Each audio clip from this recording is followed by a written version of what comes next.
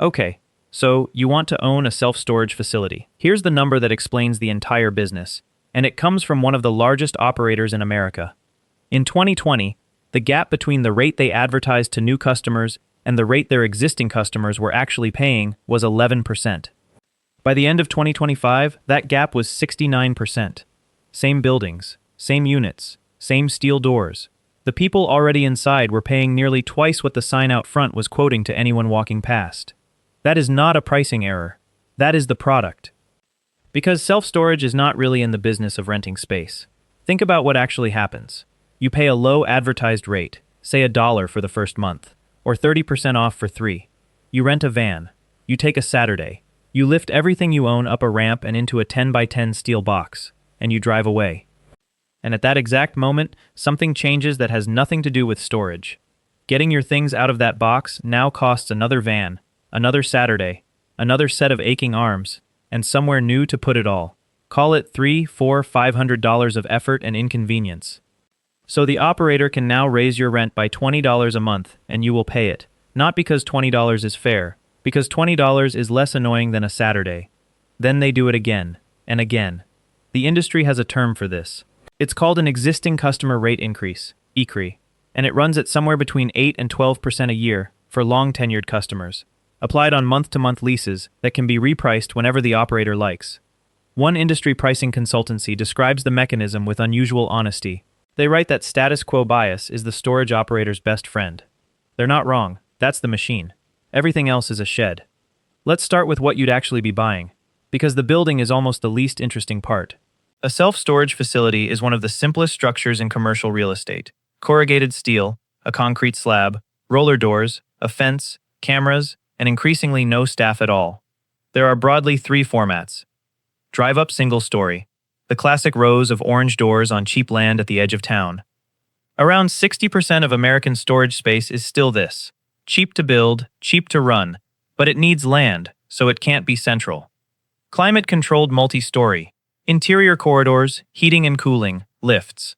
Roughly 40% of the market, and it commands 25 to 40% higher rents than drive-up. This is what almost all new construction now is. Conversion. Dead big box retail, old industrial sheds, and, as we saw last time, failed shopping malls, cut up into units. The floor plate is already there. You're mostly buying steel partitions and a security system. The scale of this is larger than most people assume. There are somewhere between 52,000 and 60,000 self-storage facilities in the United States, depending on whose count you use, holding over 2 billion square feet of rentable space, and generating somewhere around $50 billion a year. For comparison, that is more individual facilities than McDonald's, Starbucks, and Subway locations in America combined. Roughly 1 in 10 American households rents a unit right now, and the ownership is unusually fragmented. Over 70% of facilities are still independently owned, mom-and-pop operators with 1 or 2 sites. The publicly traded REITs, the names you'd recognize, own a small minority of the buildings, while capturing a hugely disproportionate share of the industry's revenue and almost all of its pricing sophistication. Hold on to that, because it matters later. The gap between what a sophisticated operator extracts from a facility and what an unsophisticated one extracts from an identical facility is the single largest source of value in this entire sector. But first, the number on the sign. Every self-storage facility advertises a street rate, the price shown online and on the board out front to anyone who doesn't currently rent there. You would assume that's the price. It isn't. It's a bid. Street rates in this industry are set to fill units, not to make money. When a market is oversupplied, and many have been, with new supply peaking at around 51 million square feet in 2026, operators discount aggressively. First month for $1, half off for 3 months.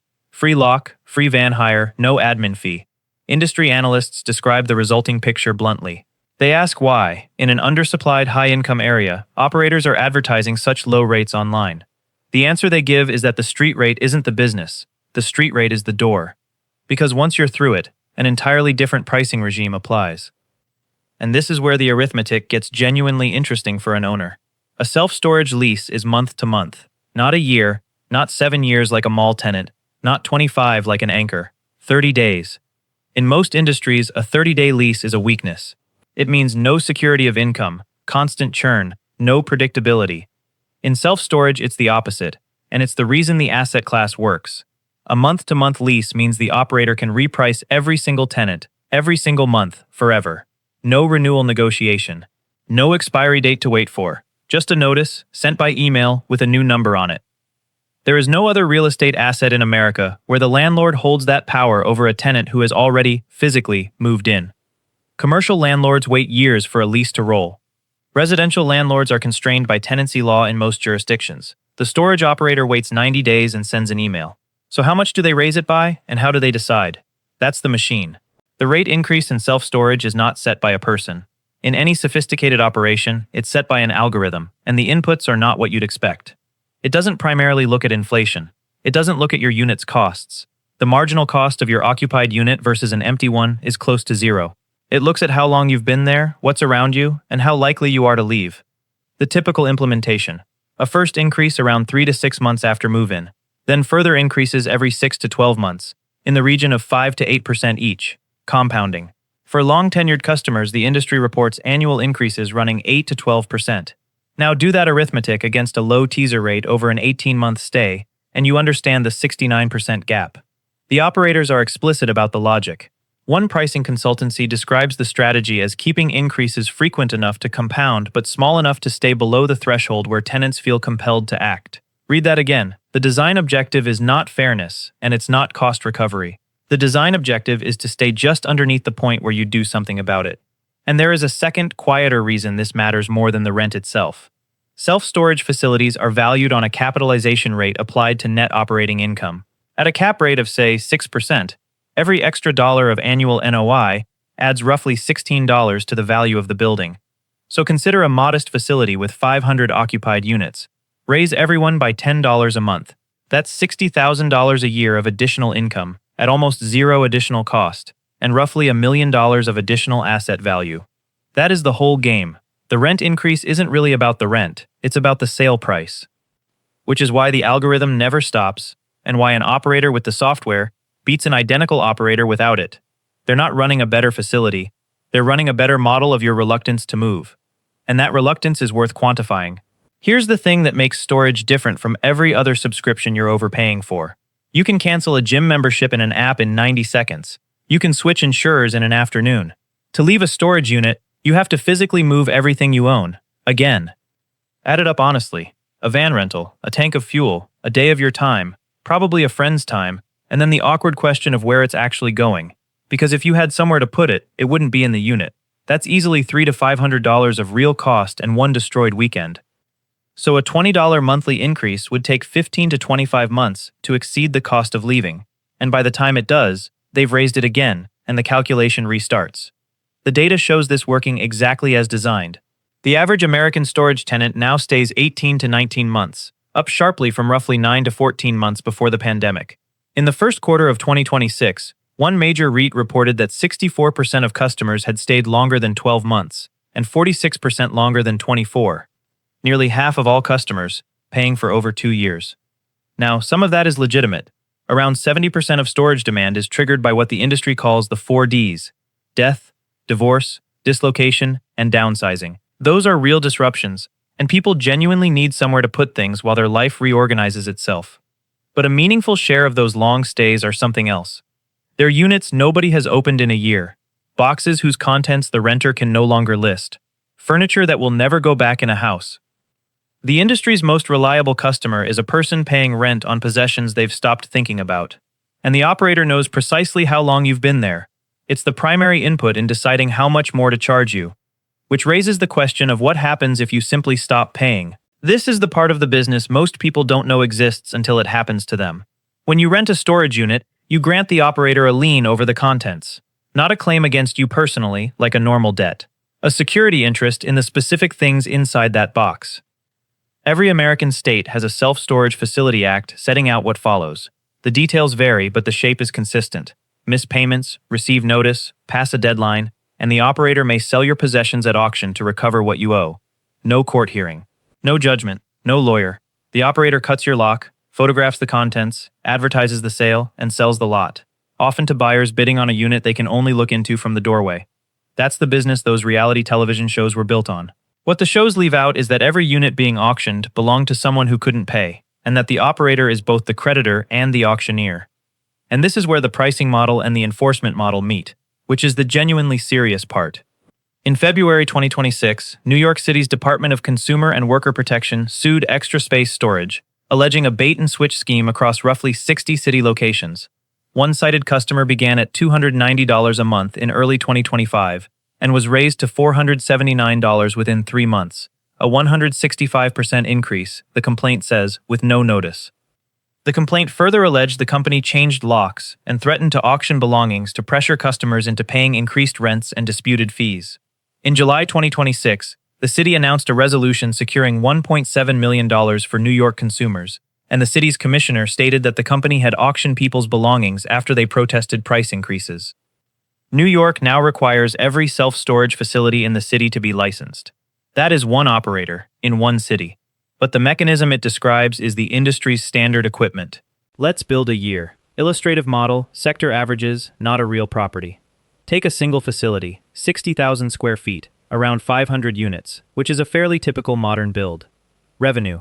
At an average of, say, $1.30 per square foot per month on rented space, with 90% of units occupied, gross potential rent is roughly $840,000 a year.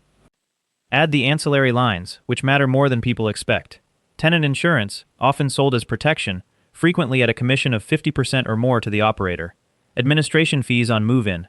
Late fees, which in the New York complaint were characterized as junk fees. Lock sales. Truck rental. Call it another $90,000. Gross revenue lands near $930,000. Costs. And here is why investors love this asset class. There almost aren't any. Property taxes and insurance. Maybe $110,000. Utilities on a climate-controlled building. $45,000. Repairs, maintenance and landscaping. $40,000. Marketing, heavily weighted to search advertising, $45,000. Payroll. And note that a modern facility may run with one part-time manager or none at all, $70,000. Management fee and software, $60,000. Total operating costs around $370,000, giving net operating income of roughly $560,000. That is an operating margin near 60%, which is extraordinary for real estate, and dramatically better than the mall we looked at last time. Now apply the machine. Push existing customers by an average of $12 a month across 450 occupied units. That's $65,000 of additional annual revenue, against essentially zero additional cost, so it flows almost entirely to NOI. At a 6% cap rate, that single decision adds roughly $1.08 million to what the building is worth. The rent increase didn't pay for maintenance, it didn't cover inflation, it converted your reluctance to spend a Saturday into $1 million of enterprise value. And it's repeatable.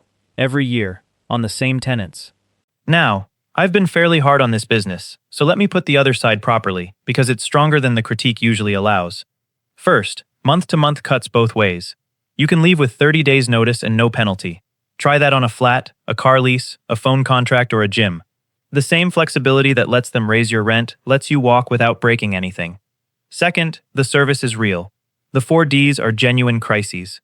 When a parent dies, or a marriage ends, or a job moves you across the country before you've found somewhere to live, a cheap steel box that holds your life for 6 months is a legitimately valuable thing. Millions of people use it exactly that way and leave when they're done. Third, ECRI is legal and it is disclosed. It's in the lease. The month-to-month term is not hidden. Most operators send notice, and many states require it. Fourth, the costs are real too. Property taxes rise. Insurance premiums have risen sharply. A facility that never raised rents would slowly go backwards, and the independent operators, the 70%, are running much thinner margins than the REIT numbers suggest. And fifth, the New York case is one company, in one city, with allegations that have now been resolved rather than tested to judgment. It should not be treated as a description of every operator in America. Most storage facilities are somebody's small business, run reasonably. The critique that survives all of that is narrower, but it holds. A pricing model explicitly designed to stay just below the threshold where a customer would act is a model that depends on the customer not paying attention. That's not fraud. But it isn't a normal market either. So if you do buy one, here's what you're actually buying. You're buying a steel shed on cheap land, which is worth very little, and you're buying a contractual position, which is worth a great deal, because you can reprice every customer every 30 days, and they've each already paid the largest cost of the relationship in advance, in labor, on the day they moved in. That's the asset, not the building, the moving day. It's why this sector has outperformed almost every other kind of commercial real estate for 2 decades. It's why operating margins sit near 60%, while a shopping mall fights for its life. And it's why the value of two identical facilities can differ by $1 million based on nothing but whether the owner runs pricing software. The uncomfortable part is who pays for that outperformance. Not a corporate tenant with lawyers, not an anchor with approval rights. It's a person in the middle of a divorce who put their things somewhere safe and hasn't had a free weekend since. The advertised rate got them in. The rate they're actually paying is a number they'd struggle to tell you, on an increase they may not have noticed, for a box they haven't opened since spring. Nobody lied to them, it's all in the lease. It just works better if they don't read it. Next time, the marina, where the customer pays to park something on water nobody owns, the waiting list runs years, and the owner takes a cut every time a boat changes hands.